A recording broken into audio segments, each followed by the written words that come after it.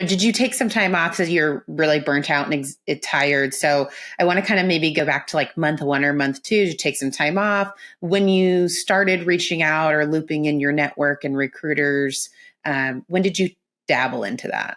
So when I actually left SalesLoft, and if you're listening to this at whatever minute we're in, I went to Zoom right away and literally did what I tell people never to do. I left one job, and then 3 days later I started another one, and I was burned out. So I shouldn't have done it. And I was, I felt bad because, I'd accepted a job and I used my network in order to help, and I didn't want to let people down, but I should have known better that I wasn't ready. And so I got there and, tried my best to like fake it.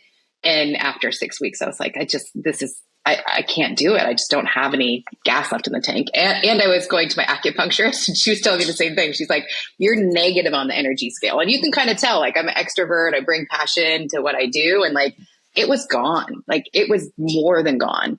And so I just decided to take care of myself. I took a year. It was a whole year.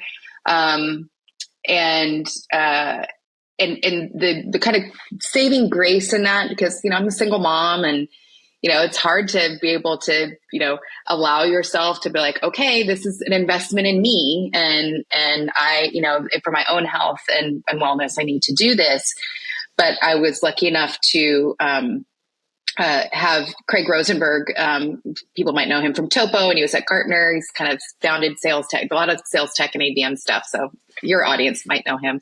And he was at a venture capital firm, and he called me and asked if I would be interested in working with them. So I got to work 3 days a week. That took a lot of the pressure off. It got me kind of back into the workforce, but I didn't feel that pressure. And so I advise a lot of people now too that have unfortunately high quality people where the role just didn't, continue, and they lost their jobs. Like, well, if you can get into fractional or consulting, just to keep you in the game and just to keep your mind and to relieve that anxiety of I have to find a job and picking the wrong one.